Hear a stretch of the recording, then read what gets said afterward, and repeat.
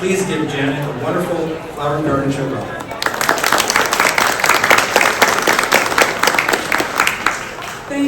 Thank you all for coming to see me, and thank you for the Northwest Flower and Garden Show and all the help and the warm reception. It's a pleasure to be back. I haven't been back here. I haven't done a talk in a couple of years, and I'm a little nervous because I've got a lot to say and I only have an hour to say it. So, if you have any questions during the seminar, please leave them to the end. I might answer them, and if I don't even get to the end to the questions by the end of the seminar, you'll find me back at the book signing table in the back of this room, and I can answer your questions there. So let's get started. And I'm going to cheat and I'm going to refer to my notes so I can stay on track, because if you get me started talking about this topic, I just go on for days. So thank you for coming. I appreciate it. So do we have any miniature gardeners in the audience? Could be railroad gardeners, bonsai enthusiasts. What about miniature lovers? Does anyone want to? Is anyone in the audience who just wants to learn a new way to garden? Yes. And how many didn't raise their hand? What? I'll have you converted by the time. Okay, so I'm going to go ahead and introduce the hobby, and then I'm going to tell you a little bit about the plants, and that's where I get derailed when you get talking about my plants. And then we'll design a miniature garden, and we'll build a patio, accessorize it, and then I'll tell you a little bit about maintenance and what a joy it is to maintain afterwards. So the hobby itself it has been growing for the last 2.5 decades. But the one thing that I can tell you about a miniature garden is that it's the same as a full-size garden. It'll need watering, pruning, maintenance, repotting. You're going to lose a plant. You might lose 2 plants, but that gives you an excuse to buy more plants, just like a full-size garden. So it's not something static that you just build and you appreciate. It's going to grow. It's going to weave together. The plants are going to grow up, and you're going to have to garden. But the thing is, it's all in the knuckles. It's easy on the back. Whatever takes you a full day in a full-size garden is going to take you about 20 minutes in a miniature garden. It really is fun to do. And the other thing that I have found out through trial and error is that these gardens last a long time. I planted a Tampa dwarf spruce in a container like that, about that size. I was waiting for it to complain, to grow out of the pot, and it didn't complain. After about 10 years, I finally took the pot apart, and I found out that the soil was depleted, but the plant would have been fine if I left it in there. So these gardens can last a long time. But it's also a great way to grow in a pre-bonsai or have that bonsai look without half the maintenance. If you're familiar with Dan Robinson's work out in the display gardens, his pet peeve is that someone takes a plant like this and immediately bonsais it. And a few years ago he said, you gotta let it grow some wood. So a miniature garden is a great way to let a $20 plant like this grow some wood, and this Jervis will grow up slowly. The trunk will thicken, the branches will branch out, and it's an awesome miniature tree without any of the bonsai work. It just grows naturally. And they're naturally slow-growing trees. So that's why we can enjoy them in a miniature setting for years before they get too big. But your miniature trees will eventually get too big for the pot. So you can either replant them into a bigger pot, make a bigger miniature garden, or just go again with another smaller pot and restart your miniature garden journey. Another thing I'm going to be saying, and another fun thing, and another fun thing, and another fun thing. It can be any size. I did a miniature garden in a parking strip over in Lushai a few years ago now, and it was longer than this table and about twice as wide. And it was Wizard of Oz garden. It meandered, it started in the woodland forest, and then I got the yellow brick road going, and it went through all the stages of the movie and ended up at the Emerald Forest type thing. It was a great project. The only thing with big in-ground gardens, cultivate the spot first. That spot where I did the miniature garden, the parking strip. My client didn't want to take out the bulbs, the spring bulbs. So every spring it was just like, all my miniature gardens got pot. And not in a good way. But so they can be as wide as a parking strip, or they can be as tiny as like a 2-inch pot. This was made with sedum cuttings. I replanted it. I redid it last summer, and maybe oh, sorry. And maybe this summer it'll need some gardening. I'm going to have to take out the plants that aren't working or overgrown and put in some new cuttings and go again. I'll pass this around. No sneaking it in your purse. That's all. Here. You want to hear? Sorry about yelling. Oh, it's okay. No, please do yell at me. I forget about the camera. So in this pot, it's about maybe 14 inches wide. They make great centerpieces, great conversation breakers too. So if you have one on your centerpiece, just make sure that it's low enough to see the person on the other side. And then I did mention that's a great way to grow in your any sort of bonsai plant. So for this seminar, there are a lot of plants. Once you start to look for plants that can work in your miniature garden, the world's going to go open up to you. I brought a lot of outdoor plants here, but the theory is the same in indoors.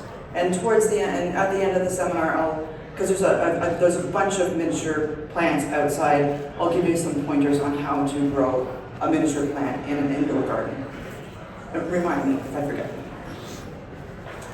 So let's go over some of the plants. Some of these are, I specialize in the dwarf and miniature conifers because what we're looking for is trees and plants that mimic full-size plants. And if they don't mimic a full-size plant, then the enchantment's gone. And how you get the enchantment is the realism. So if you can get the realistic elements and assemble them as you do a full-size garden, that's where the enchantment is. If you've ever been to a dollhouse miniature show, and you can compare what's really magical and what's not. It's the realism. It's the having a tight grip on the scale and using materials that look realistic or are realistic. The beauty of my miniature gardens is that I love to use the authentic thing, but I've just miniaturized it to go in a miniature garden. So the three main things we look for in miniature plants are it mimics a full-size plant. Mimics a full-size plant in miniature. It's small, it's slow growing, and it's in scale. And the conifers tend to hit on all those points because their foliage is usually really small. Like these are 4 different hemlocks here, but you can see with the teeny tiny leaves, it's going to stay in that scale. But also, I don't know if you can see the little trunk in there. You see it? So this is already a darling little tree, but it has a tiny little trunk. But you can see that in the hemlocks alone, there's a lot of variety in the form and the texture and the shape of the tree. As I said, I could go on forever. I just love the hemlocks. So we got hemlocks. We have Japanese cedars. Here is an arborvitae. It's a true miniature arborvitae called the Primo. It grows maybe half an inch a year, maybe an inch a year, depending on where it is. The color is winter blush. A lot of the conifers get a winter blush when the weather is nice and cold. And it's been with our freeze that we had a couple weeks ago.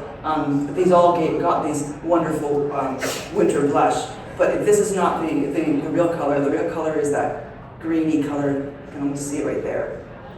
So it's not dying, it's just blushing. So we have Japanese hollies, which are a great complement to the conifers, the conifer leaves. These are the little broad leaves. The Japanese holly, this is the Jersey jewel and the dwarf pagoda. Actually, all of them get flowers in the spring, and the flowers turn into berries if they're happy for the summer. But they mostly get the flowers. We've got dwarf firs. I'm saving, and you can see like I'm dancing around this category. This is my hinoki cypresses. Look at just the colors. Here's the moss. And through our online store, we sell the 4-inch as well as the 2-inch trees. I should make this. But you can see the different textures and the colors and the shapes of these hinokis. And the hinokis are actually native to North America and Japan and Taiwan. So they do really well. They do really well in our climate. In fact, all the plants I'm talking about do well in the PNW. But you can start to see all the different textures. But wait, there's more. And some of them would enjoy a light shearing in the late winter, like these fern spray hinokis. I'm going to have to shear it back, or the branch will just keep growing and growing and growing. Melody is one of my favorite, and I by accident I left one of my bigger melodies to grow. I forgot to shear her, and now she's kind of looking like almost like this, where the leaves are kind of growing out. So hinokis kind of enjoy a light shearing just to keep them bushy. Another one of my favorite is the fern spray gold.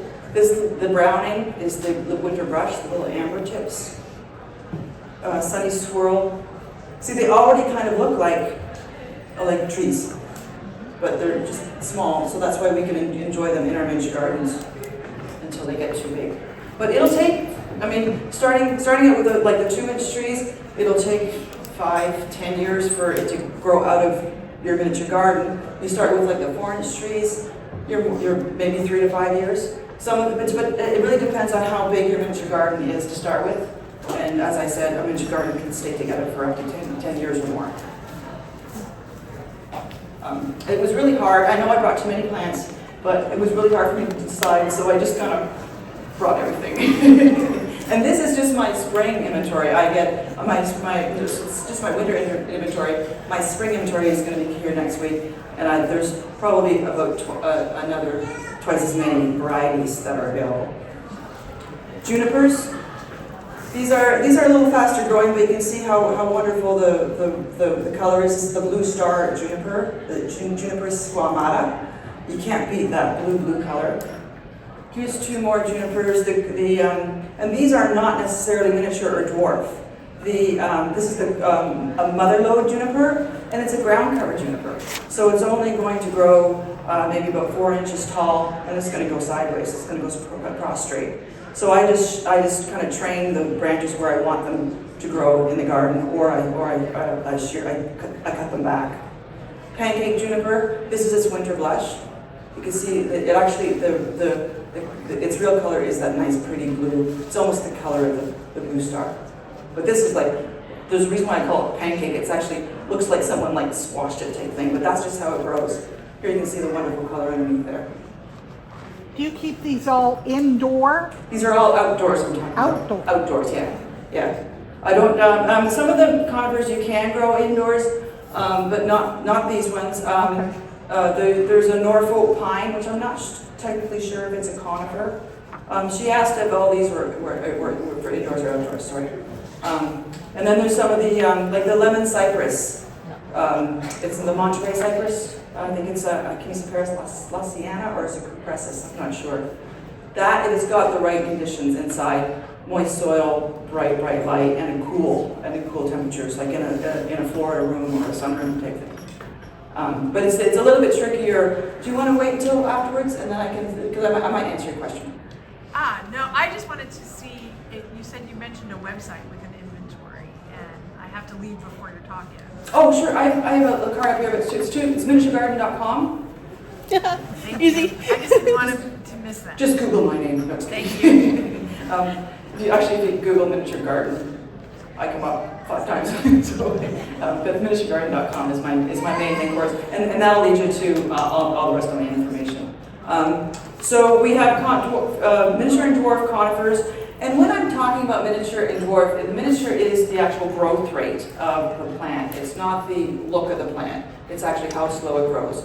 Miniature is less than 1 inch a year, so we love the miniature growth rate. And then dwarf can be 1 to 6 inches a year. So we want to kind of stay down on the lower end of that scale to keep them growing as slow as possible.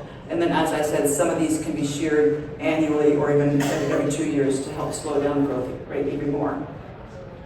So we have miniature and dwarf conifers, or miniature and dwarf plants, because there's a bunch of broadleaf plants. We've got birch, there's a dwarf birch, there's a dwarf hydrangea, there's a dwarf, I wrote them down because I knew I'd forget them.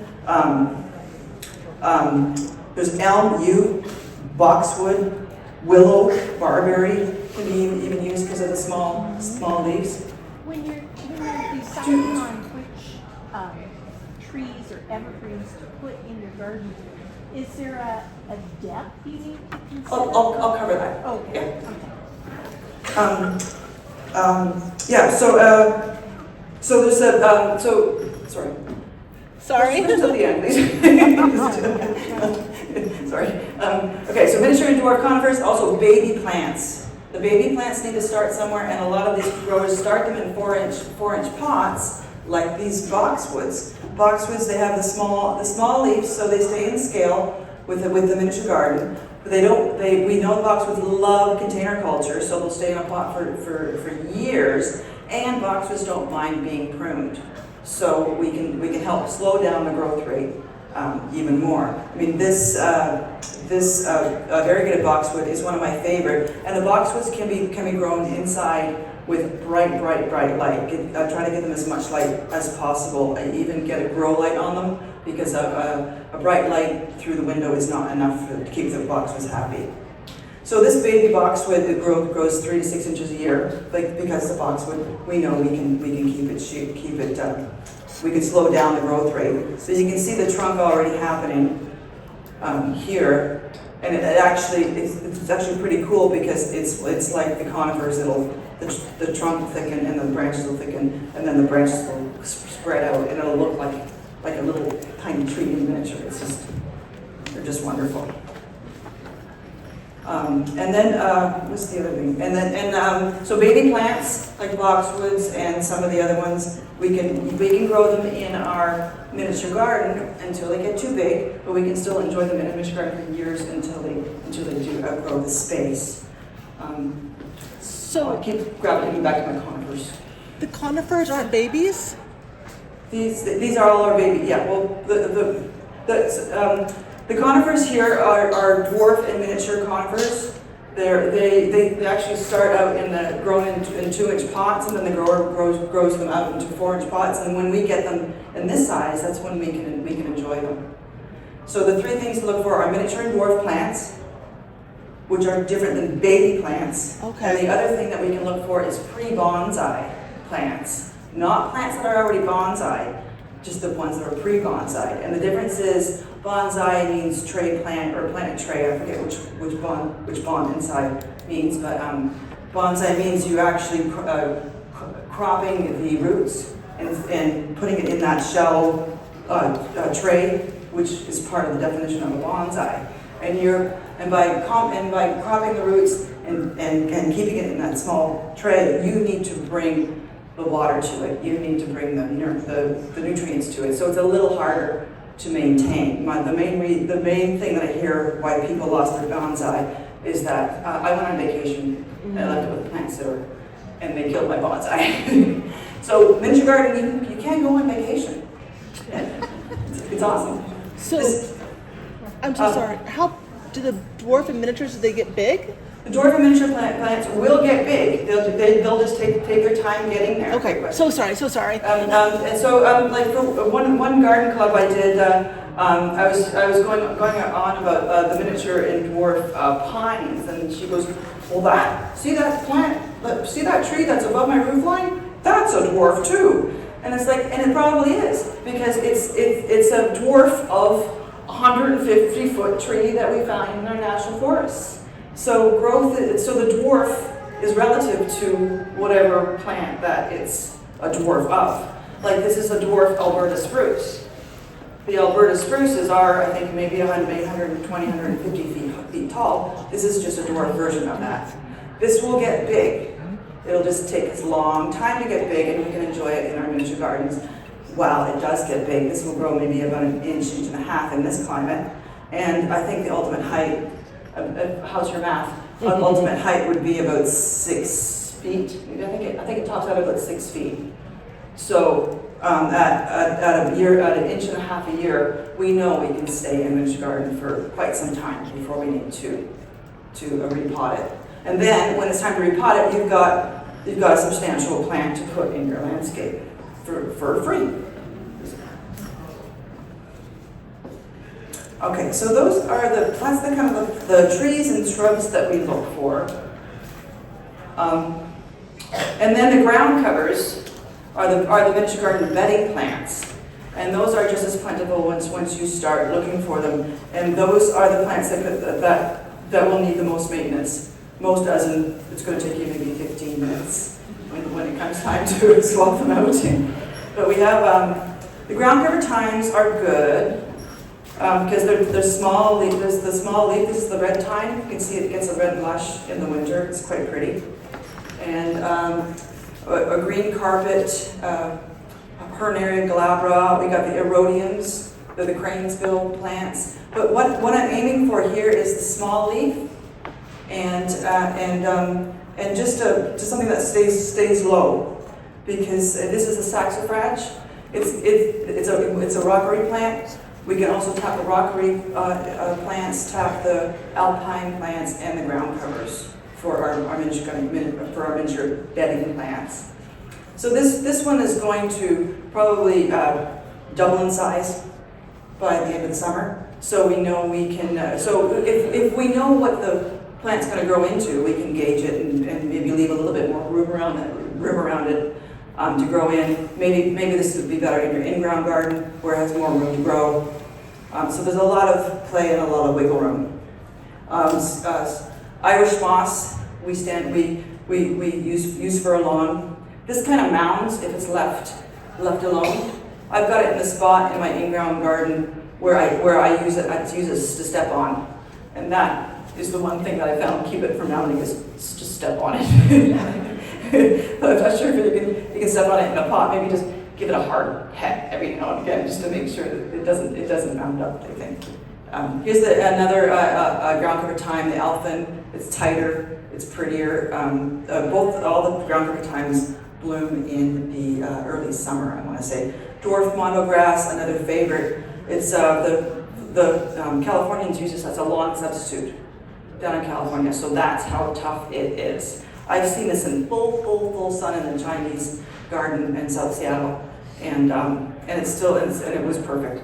So I'm not sure what. The only thing that I found out that does harm this is that if you have it in a pot and it runs out of room, once it runs out of room, it gets really cranky, and you can still have time to pull it out and swap it out or divide it and put it back. But a great plant because it stays though 2 inches tall, and it'll just sprout with runners. Another kind of rockery plant is the armeria. This is the nifty thrifty, and you can see sometimes the armerias kind of revert back to the solid leaf. So I'll just go in there and fish out the solid leaves to keep the variegated leaves, variegated foliage growing. So like your full-size garden, your design tips are all the same. You're going to mix. You're going to get an anchor point for the garden. You're going to mix and match the texture because if you actually pair all small textures, if they're all tiny textures, they're all just going to look like the same kind of plant. So you want to mix up the textures, match the color, and also match the horticulture requirements of the trees too. So now that I've totally confused you, give you all these options, the one thing to how to start and how to get into it is figure out where your miniature garden is going to be. Is it going to be in a pot? Is it going to be in ground? Is it going to be indoors? Or is it going to be outdoors? Once you figure out where the place is that it's going to grow, then you can start to make some solid decisions. It's like, okay, I want it in a part sun spot on my back deck. Part sun meaning cool sun or maybe eastern sun. So I'm going to get a plant that enjoys that, and then you start with your anchor point. And the difference between designing your miniature garden and designing a full-size garden is that a full-size garden, you normally have a place to start, like a backyard, a fence, or a shed, or even your house. And then your house is basically an anchor point, and then you decide where you want the garden to go and the walk place to go. But in a pot, you're kind of tabula rasa. It's like if you're starting a garden in an empty field. So you have to I'd say start with the anchor point. So we're going to start with a nice, it's not thick. It's one of my favorites. And then we can scale down from there. So you're layering. You're going to design a full-size garden with the layers. Applies in miniature. So we're going to start to layer it down. So maybe I want a shrub for the middle layer, and then some great ground covers. This is the Najuga. I got it to kind of match the colors of the winter colors of the Samalik. The Najuga is one of the more aggressive plants if it's in ground, but in a pot it's actually very well behaved, and you just kind of trim out the runners every spring. Surprisingly enough, I did that by trial. Found out that by trial and error. I might answer your question. It seems like these are mostly outdoor type plants, so how well do they do indoors? The difference between she asked how well do these outdoor plants do indoors. And indoors and outdoor plants are two completely different beasts. Your indoor plants are tropical plants that love to be 60 degrees and over all year round. Whereas your outdoor plants they look to the light to know when to go dormant, or they look to the temperatures to know when to go dormant, so they can rest. If you put if you try to grow an outdoor plant inside in your 72-degree house, it'll think it's summer all year round. It won't rest. It won't have a chance to rest, and it'll grow itself to death, literally. Now it'll be happy for a few months, but as soon as it realizes where it is, it's going to start to go south on you. Okay, but your indoor plants, there's just as many options, or actually not just as many options indoors, but your indoor plants are a little trickier because they're being tropical plants. They tend to grow bigger and have bigger leaves and stuff like that. That's quite what I'm asking. I'm asking, are these types of plant containers okay indoors? These plants are outdoor plants. So that's not an outdoor or indoor centerpiece? No. Correct. Okay, Yeah. got it. Okay, let's get started making a. Excuse me, do you have a list of indoor plants that will work to make one? Not with me. No, I'm actually developing my indoor plant department. I can't decide. I don't sell the indoor plants because it's a totally different beast. I don't have the growing setup type thing. But at the end, if I have time, I can steer you to some vendors out here who are doing a wonderful job with some tiny plants. Okay, so let's show you how a miniature garden goes together.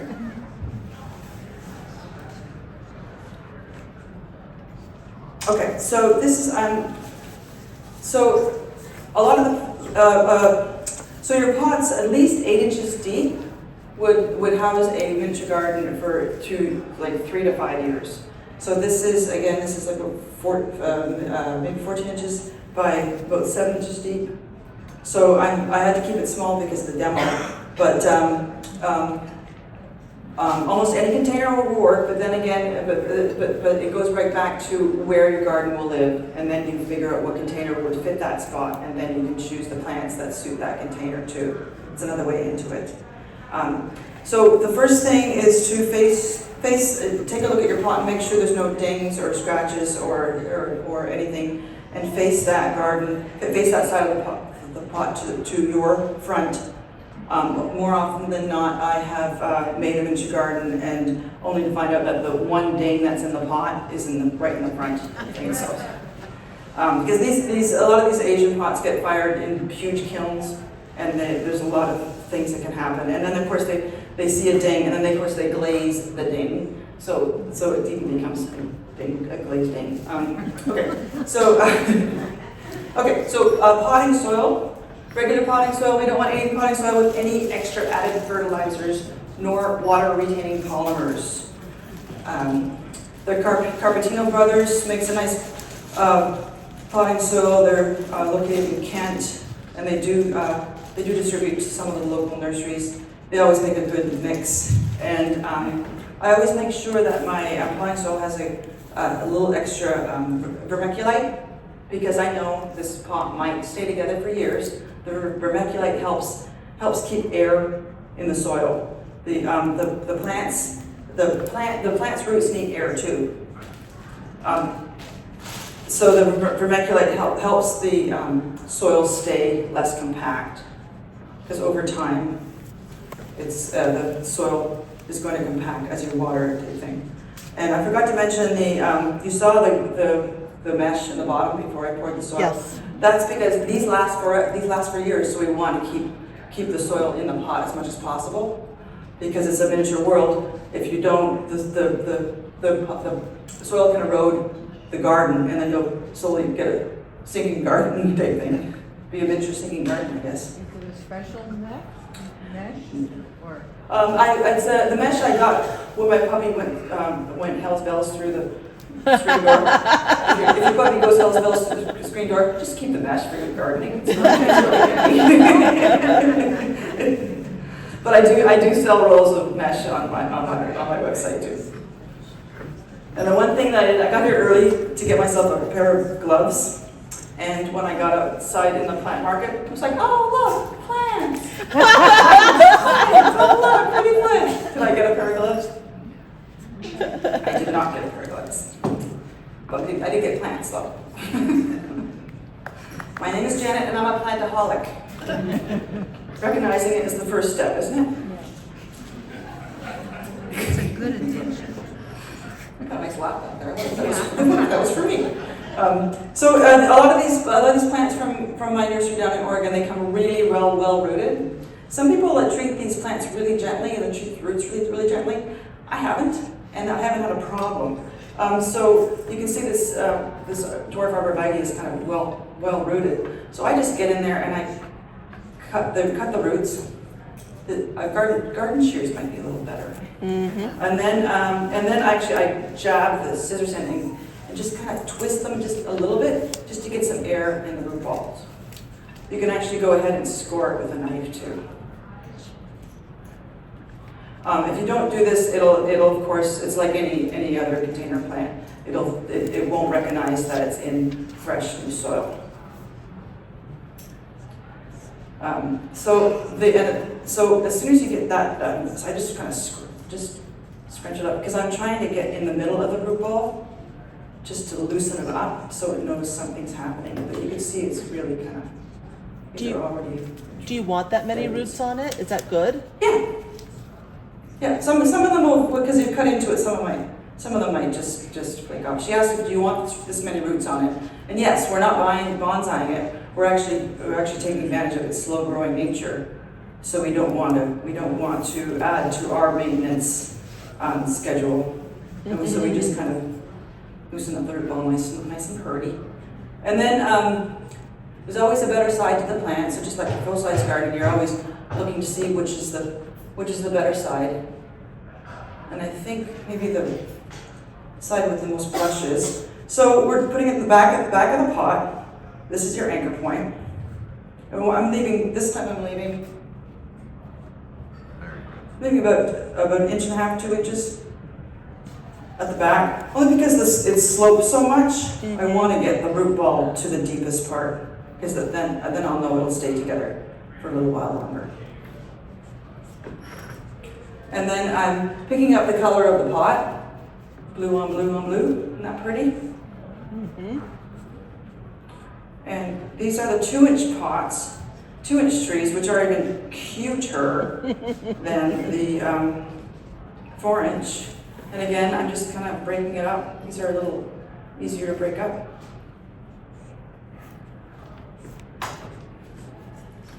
Get in there. And then make sure the prettiest part of the plant is facing front. And that plant is what? This is the blue star juniper squamata, blue star. And sorry, the primo arborvitae is the Thuja occidentalis. All those Latin names, gotta love them. So I just filled up the pot with soil. I probably put it in too much soil. One of my pet peeves is I see a lot of gardens and fairy gardens where the garden is like the garden level is like this low in the pot. Well, you have to be on top of it to see the garden. But if you raise the ground level up to the top of the pot, you can actually enjoy your garden wherever you are. But you can see it starting to take shape. We've got a lot of space in the back because of the slope, but we can fill that in with some ground cover. So it's a juga. It's a juga bugleweed. This is the chocolate chip one. The chocolate chip has that, I guess they call it chocolate chip because it's got kind of brownish leaves. But this is one of the smaller leafed jugas. And a general rule is that the more aggressive the plant, the more aggressive you can be with the plant. So I'm not taking a lot of care with this plant because I know it's a tough plant. So anything that I do with it, it probably will not kill it. Then I got another little bit for another garden. And again, you're facing the better part of the plant forward. And you can see it's already kind of turning into a little garden vignette here. And I think I definitely need some action in the back here. So I will maybe do the grass. I'm gonna have a row of grass along the back. And this, you can see how well rooted this stuff is. Can't even get the top off.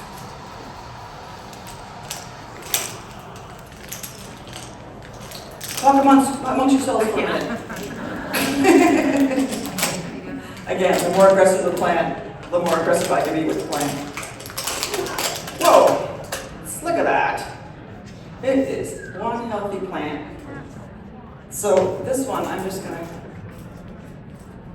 So what's the name of this one? This is a dwarf mondo grass. That's the mondo Ophiophogon japonica nana or nanus. I think it's nana. I think there's even a smaller one that's called nanus, I think. This is different than the regular mondo grass. The regular mondo grass comes in green and black, but I want to say it's at least 8 inches tall. This mondo grass stays like this short and just tends to go out. You can see how tough it is.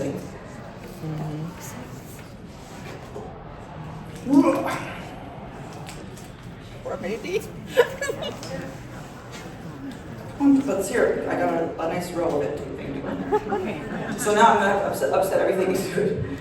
But unlike your full-size garden, you can change your mind halfway through. Could you just like saw off the bottom inch of roots or something, or would it grow back? Actually, I think I might, just because I'm trying to retrofit it here. But that's a good idea. Thank you. I mean, I guess it looks pretty hardy. You're hired. There we go. Great idea. Takes a team sometimes. There we go. And now, soil in between the pot and the plant, and then soil in between the plants. Yeah, we're back on track now.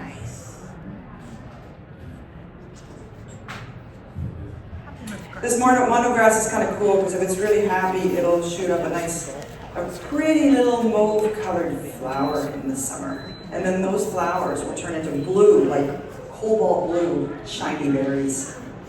It's actually a real treat when it happens. It doesn't happen every year though. I haven't figured out when, what the combination is. So you can see we got maybe something smaller here in the front. So you can see how carried away you can get. I mean, this pot's not big enough at all. So for the lower layer, I am going to do a elfin thyme. Ground cover thyme. This is different than your culinary thyme.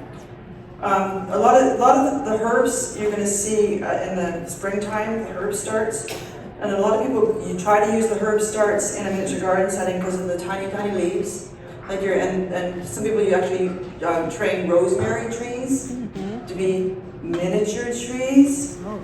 Pet peeve. Because the rosemary is going, I don't know the growth rate, but it wants to be eaten, it wants to grow.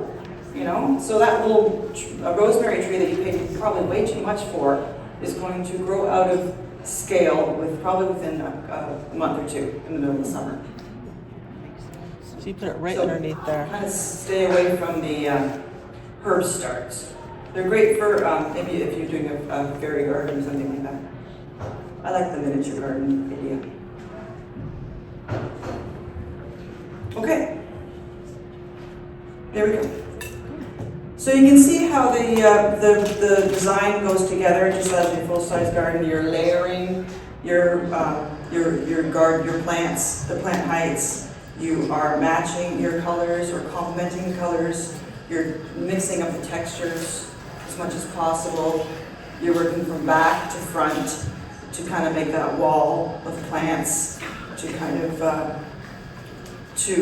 corral. It's more sort of corral the eye, to keep the eye in the pot. Just as you would do in a full-size garden, the designers, kind of track this like, well, the eye kind of wanders away from that section of the yard, so I want to put something big in that section of the yard to corral the eye back, so you can basically orchestrate how the eye roams through your garden. But in miniature, it's a lot easier. So moving on to the patios now. I might need the time. Ooh. I gotta start acting fast. So the patio material is fun because you can do all sorts of things. You can do a pebble patio or brick patio type thing. I've developed this miniature garden kit. I'm gonna run out of time here. See how I do? I just get me going and I just can't stop talking about it. It's the plants, man, it's the plants. So I developed a Mini Patio Mix Kit, which you can customize right in the pot. So right now I'm making a kind of a garden ledge here. And that's going to be the spot for your miniature patio. I'm just going to get up a notch here. So this patio area needs to be dry. So what I'm doing is just kind of marking the spot where the patio will be. I'm mimicking the edge of the pot, so it mimics the edge of the border. And so I've got one side here. It's going to go along the side here, and then I'm going to hold on to this edge and then cut the opposite way. Stickers off, and then this Mini Patio Mix Kit comes with the border, the skewers, the some miniature sand, and the Mini Patio Mix, which is I've miniaturized a full-size way to lock in your patio. So from the kit, get a couple of your skewers and cut them in half.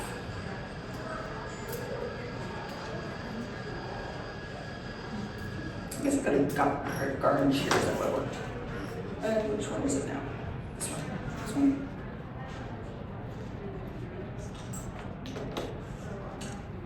No? Oh. All right. Okay, so I'm just trying to, what I'm doing is I'm going to pin the border against the edge of the garden bed.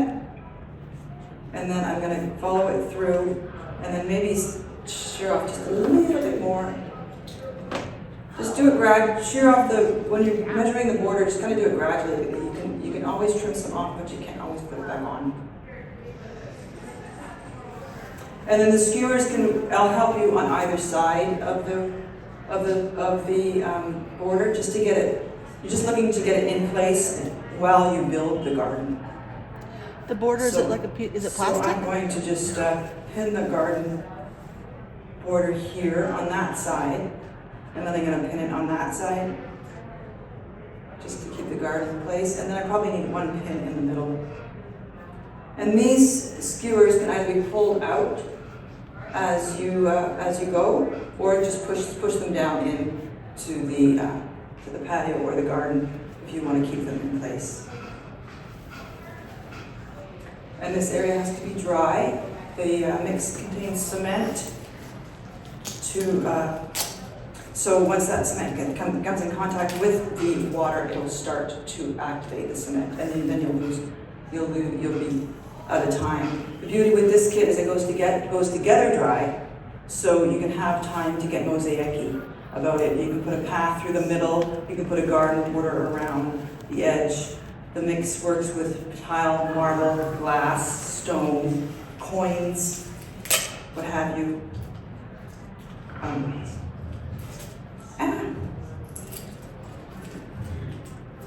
So I just put maybe quarter inch layer, maybe less, of sand in. I'm going to scoop the cement in, the Mini Patio Mix Kit.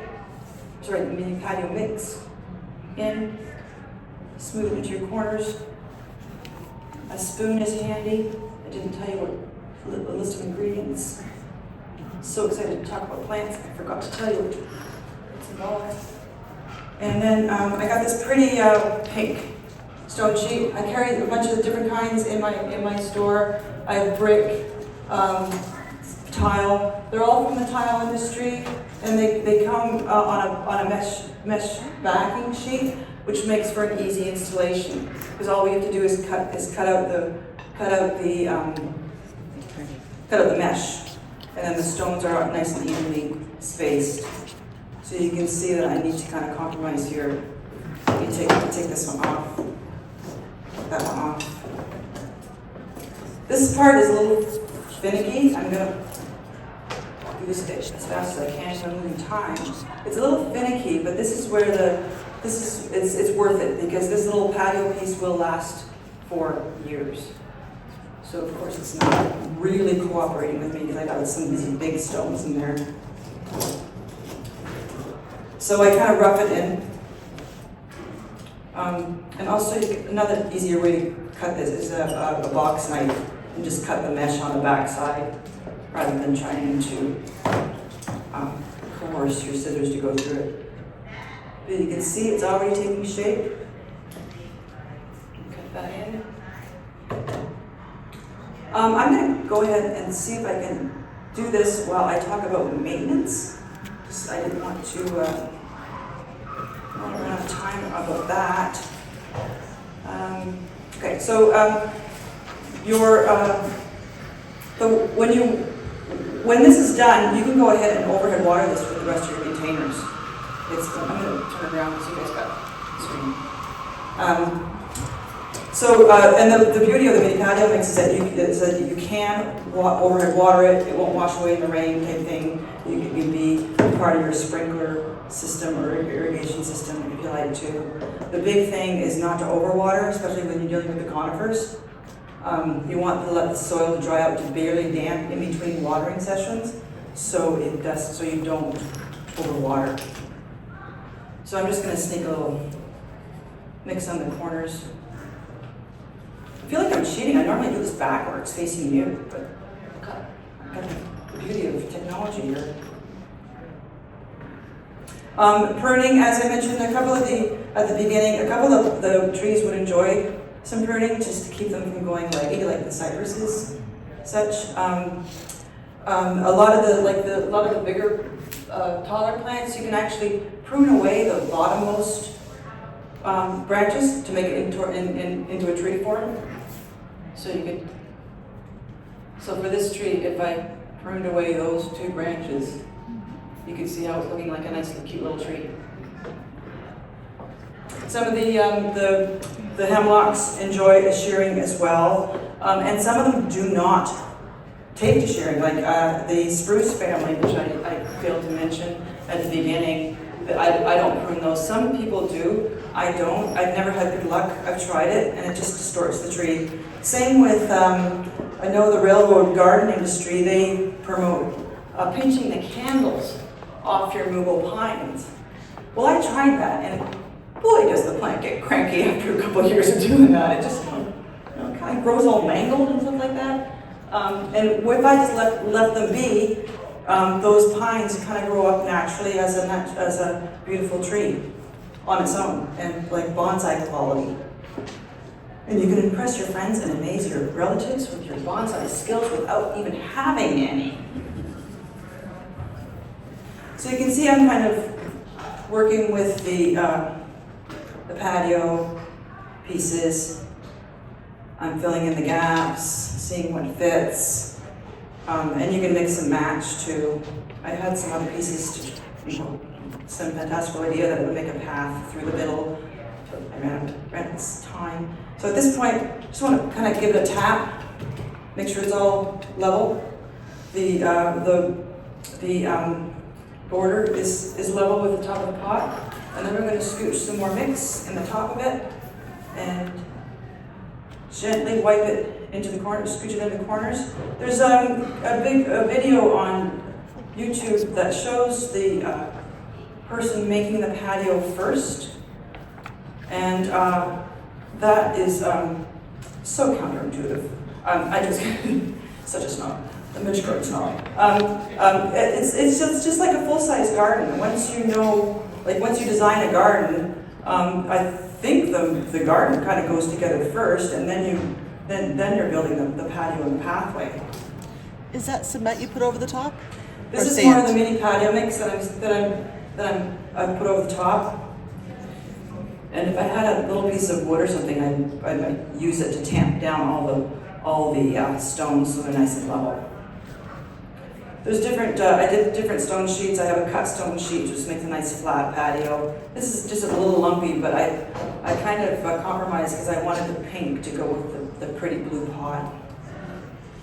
So I'm just scooching the mix into the corners, brushing off the excess. I don't use a brush just because it'll take too much material off. As you can see, I got it together, and then I'm gonna introduce water. So just take a minute, and you can to clean up because you'll get a big mess. So when you water your plants, you don't water the patio too? I'm not watering the plants yet because I want to work with it dry because I want to get mosaic with my patio. I want to have plenty of time to work with the patio, and then so now I can introduce water. I can activate the mini mix and as well, and then after that I'm going to water the whole garden. I'm not going to water it now because I'll get water everywhere. But after you spray your patio, it's a great time to water the garden. So I'm just going from side to side, kind of washing off the stones. If there's a couple stones that are hidden, just kind of wash them off a little bit more. The cement particles are smaller than the sand, so by adding water, you're kind of washing the cement down a little bit. But you can see I'm kind of exposing the stones, and once it starts to kind of spool up, stop. And then you're gonna want to touch it and play with it. Don't, because it'll wreck the texture. You'll wreck that fine texture that it makes. And there you go. So at this point, I would water the back of the garden gently and well. 5 minutes. And then so this is where the whole another layer of fun is the miniatures. So, and this is where as soon as you put that miniature on, bang, the eye can see that it's instantly a miniature garden. And then you can have a lot of fun with it. There's bird houses and bird baths. And this is, so if you've got your garden design like I have, and there's like a little space in your bed, the ground covers will eventually grow into that space, but for now, is a great spot for a little miniature or something like that. And then if you're feeling goofy, you can switch out, you know, have a little gnome instead of a bird bath type thing. What I like to do is match the accessories with the pot color. You can match the pot color with your house, or actually get miniature accessories that mimic your house, mimic your full-size patio furniture to blow your friends' minds. You are nuts! So yeah, and then without getting too involved in the miniature accessories, because it's like I'm equally as obsessed about miniatures as I am about plants. But you can see how fun it is. For the pots, I love the cuttings. I go out to my full-size sedum plants and I get cuttings from them. This is the sedum angelina, sedum lydium, and then the John's Creech type thing. This pot's a bit big, but a smaller pot. What is the scale of your miniatures? So this scale here is 1-inch scale. And then I use kind of the dollhouse miniatures. So 1 inch is one inch is equal to 1 foot. So and then we have 1 inch scale, we have half-inch scale, and we have quarter-inch scale. So those scales just go further down. Your Barbie and G.I. Joe scale is a fun scale for in-ground gardening because it's a little bigger. It's like 1/6 scale. But if I'm going down to, where's that tiny garden? See the tiny garden.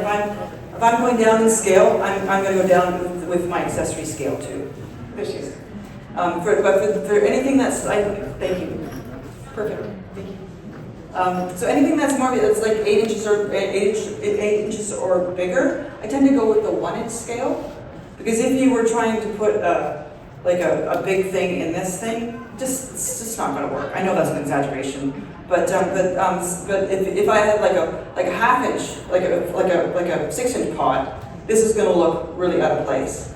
So you want your miniatures in proportion to your container as well. All right, any questions? Is the in-ground technique the same as doing it in a pot, and can your pot be too deep? Your pot, she's asked me, is the in-ground the same process as the container? And yes, it is. It's kind of a lot easier, but it's a different kind of thing, because you have to figure out where the parameters are, type thing. And the biggest takeaway from doing an in-ground garden is to nestle it in with your full-size plants. If you decide to put a miniature garden in the middle of the lawn, that's not going to work. It's too small. It's going to get scorched. But to tuck the miniature garden into a corner of the garden bed, in between a couple of shrubs or evergreens type thing, you're creating an ecosystem which will help the miniature garden along and make it stay happy and well. I missed it. And can you have a pot that's too deep? Like you said, this was about 7 Have a inches pot deep. that's too deep. Like if you do like a foot deep, is that good or bad? I mean, I would say for these plants, if you're starting new, I think anywhere from, I don't know, a foot maybe. But once you get into like a deeper pot, you're probably wanting to start with pots with more root ball, because there is such a thing as swimming in soil. And then with those deeper pots, when you water, the gravity is going to pull the water away from the plant's roots, and it's not going to stay happy. Where do you get your miniatures from? Where do I get my miniatures from?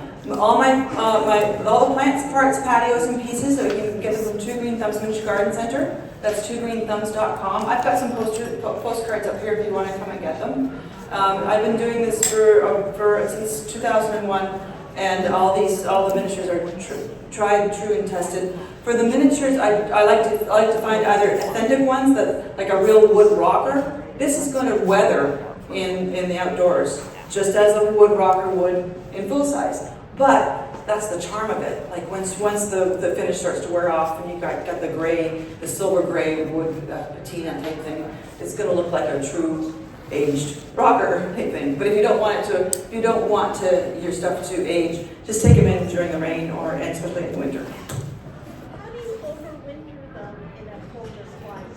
How do I overwinter them in a cold climate? I don't. Yeah, these are hardy to this climate. Okay, I Yeah. live here. I live in